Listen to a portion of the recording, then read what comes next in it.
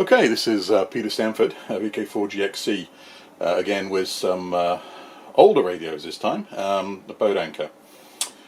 This is an arrangement of RACAL equipment, which, to be honest, took my time last year, and probably why I didn't make so many videos, because these three things are on the bench. And just by luck, the upper unit here is a RACAL RA17. This particular one is a 17 MkII. This is a receiver I picked up primarily because some nostalgia. The very first receiver, serious receiver I ever had was an RA17 back in 1978, 79.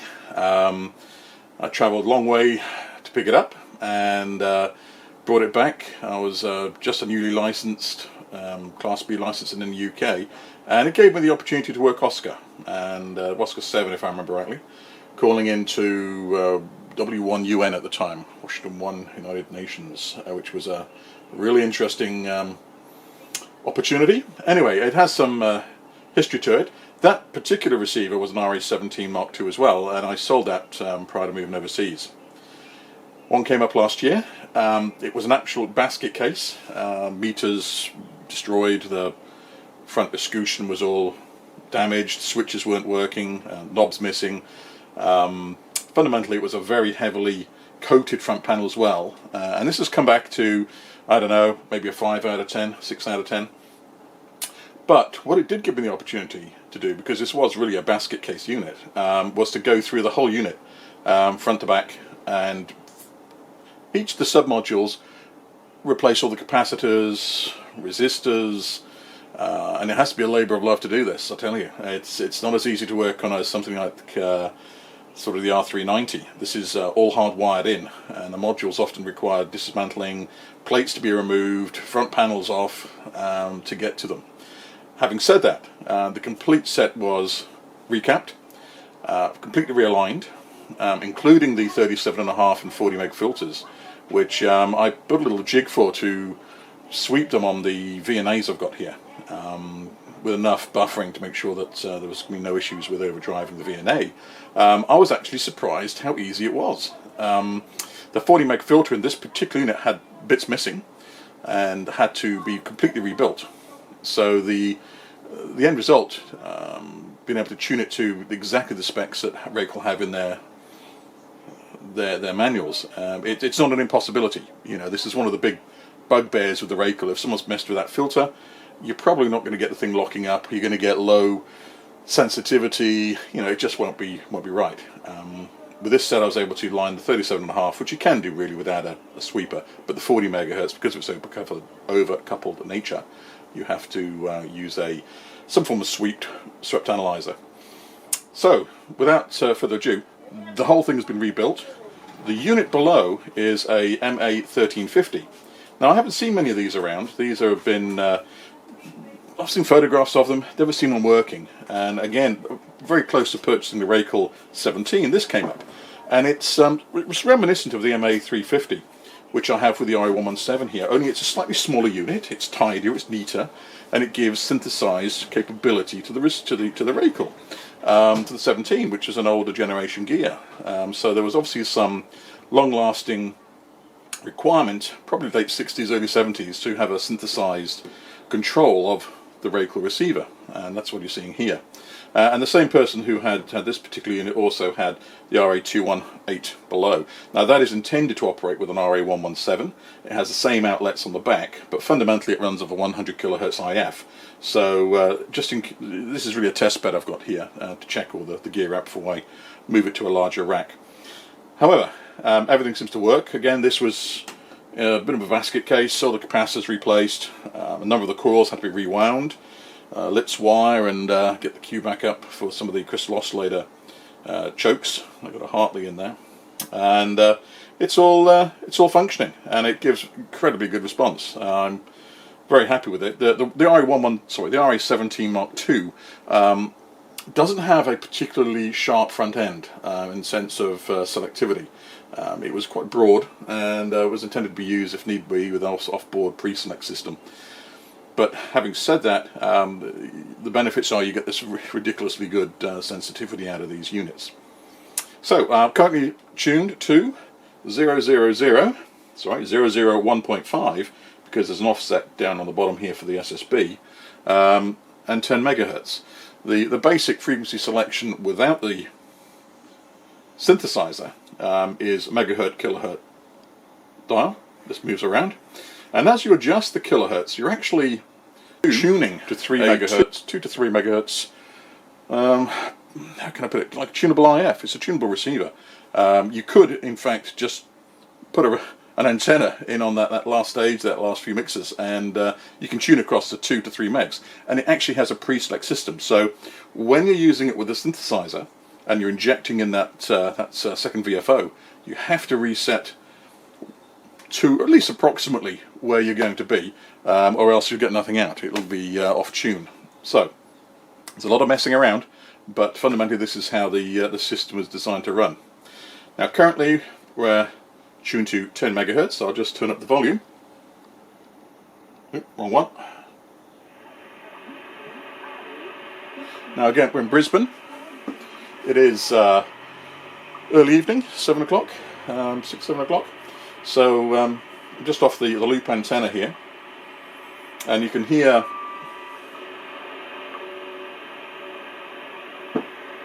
there's an aerial tune, peak.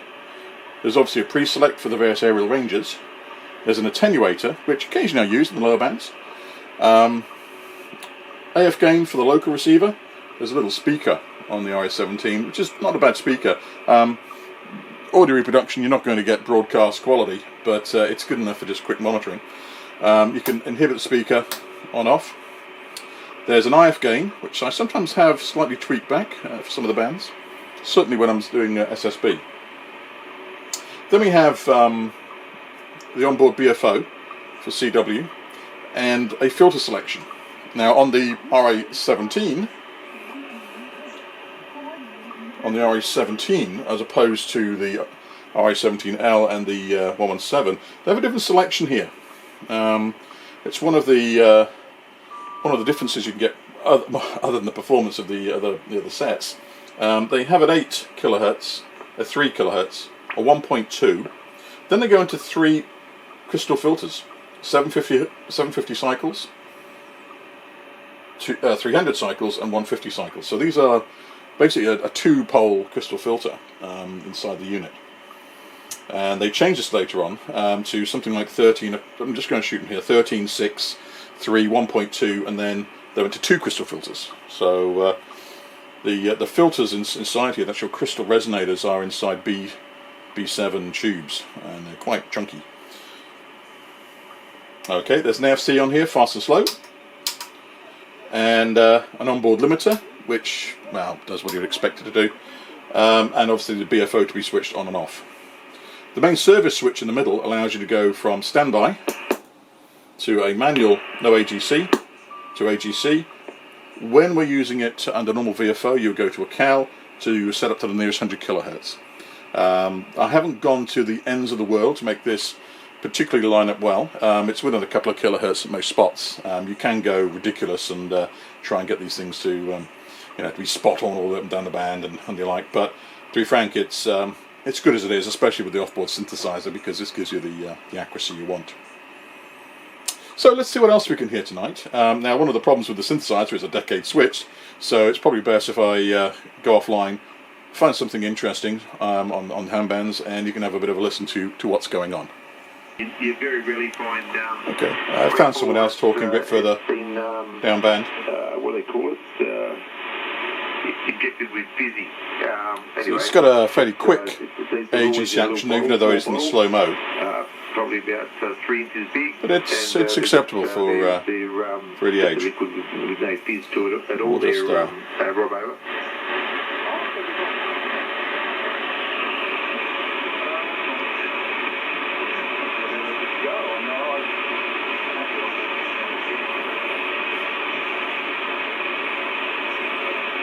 Just talking a bit more about the synthesizer section.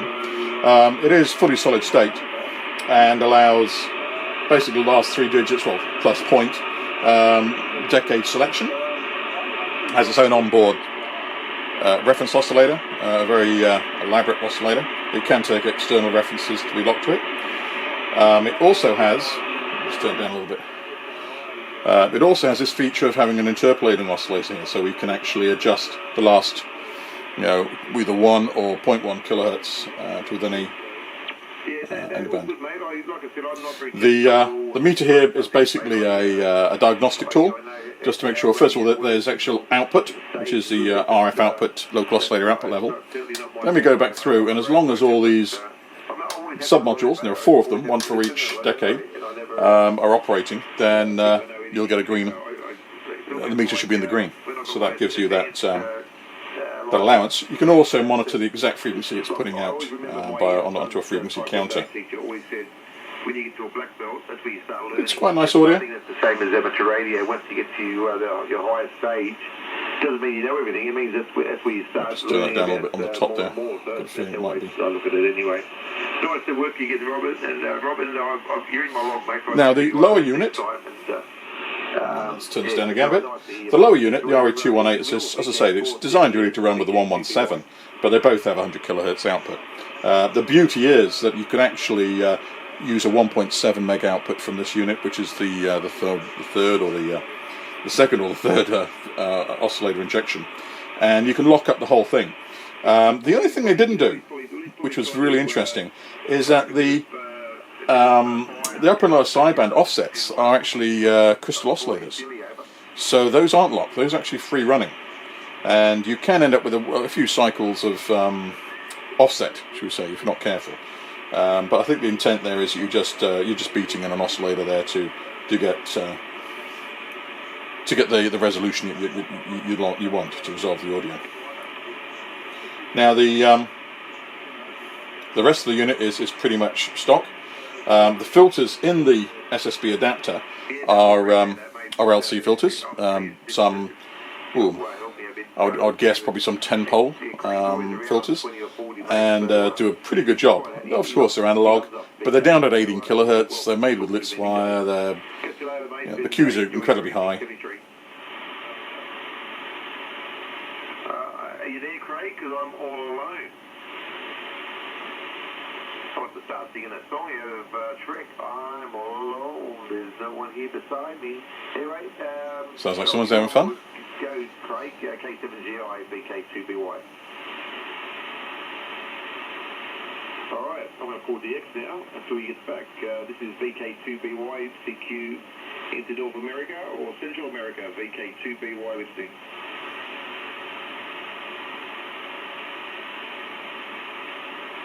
Let's see if we hear anything coming in. CQDX, CQ, Victor Kilo 2, Bravo Yankee, VK2BY listing.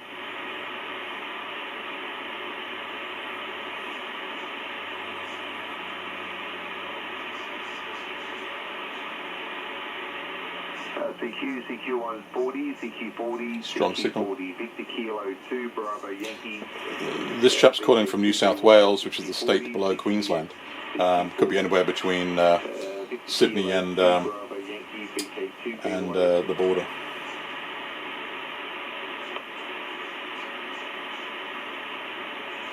Let's have a quick tune around on some of the commercial bands and see if we can receive any other signals. Let's just see first.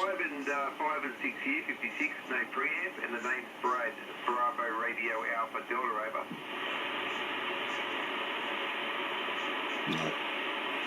No, the little loop just isn't pulling in him tonight. Of course, the path could be better to him than where we are. Okay, so let me go and find some more signals, and we'll see what else we can see. Okay, there's nothing on the aeronautical bands, as you might well guess. This is the maritime weather. Now, it's transmitting on 2.201 upper sideband. So when using this particular unit, we're offsetting 1.5 kilohertz, so we can make maximum use of the passband. So we have to set the synthesizer for 1.5 kilohertz offset as well. So in fact we've got 202.5. It's the same with all the synths there with the RACAL, and very common I think in that era that you need to mess around with all these offsets to make sure you get the right. 15 to 25 knots. Let's turn that down a little bit there. 20 to 25 knots in the late afternoon. Wind reaching up to 30 knots in the late evening. Seas 1 to 1.5 meters, increasing to 1.5 to 2.5 meters during the morning. 12 westerly, less than 1 meter inshore, increasing to 1 to 1.5 meters offshore. Weather partly cloudy. Forecast for Friday. Wind. One thing you can do with this as well is go to an AM station, of course, and select upper or lower sideband. In this particular case, I'll show you what the effort is each time I change frequencies. You need to, first of all, unload the synthesizer, because as you adjust away from that frequency, you're actually presenting almost a short circuit to the synthesizer. So you unload the synthesizer, you move to the frequency you're hoping to hear something on. This time it'll be a 945. So this doesn't have to be that accurate. This is just moving a pre-select around. So you're in about 945, and we go up to 5 megahertz, and we're hoping that Radio New Zealand will be here. Then the last thing is to put it into the aerial tuning range. We'll re-engage the synth, and there's nothing. Isn't that the way? What have I done? Oh, I haven't set the synth. So we go up to 945 in this case. We're going to go bang on the carrier. See it? 45. Now let's see what happens.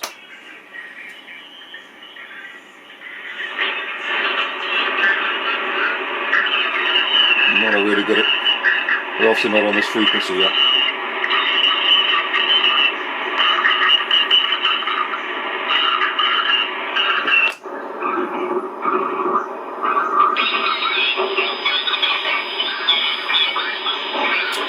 No, they're not active on this channel yet. Bear with me one moment, I'll just see if I can find out what they're on. They might be on there. Japanese soup. Okay, so here's Radio New Zealand. I hadn't kicked in the last 5 kilohertz. So pick the aerial. And this is really just it's a microamp meter. It's not an S meter, it's not a dB over meter. It really is just measuring the current in the detector circuitry. Is something that's been close to Massimo's heart for a long time. So what we're listening to right now is actually the upper sideband in a 8 kilohertz bandwidth. So we're hearing probably the top 4 and a bit megs. And there's the lower sideband. Because we are locked in our home, and we have to cook with the food that we have. And so this is a cultural project. I'm teaching you. And one very last thing I'd like to do is to see if there's any CW on this evening, and we'll see how these filters can perform under CW conditions. The videos have clearly left their mark on the many thousands of people. Okay, so the test transmission from Sydney, which is 1,000 miles away, it's a weak signal, but it is there. Now I've moved the audio output to the receiver, set it for exactly CW 699, and it's 3 megs, so it's 3.699 megs, of course. The BFO is offset to give us the sound we want to do it. IF gain we can probably pull it back a little bit. Now I'll go down in the bandwidths, and this is narrowing around the 3.699. 1.22, 750, 200,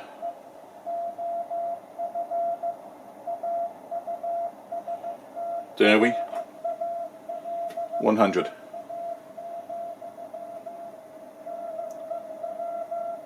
Part of the realignment for this was resetting all these crystal filters.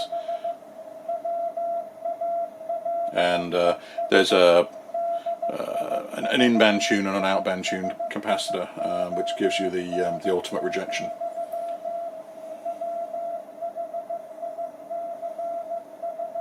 So again, we can go back through. It's probably nicest on about 300, I think.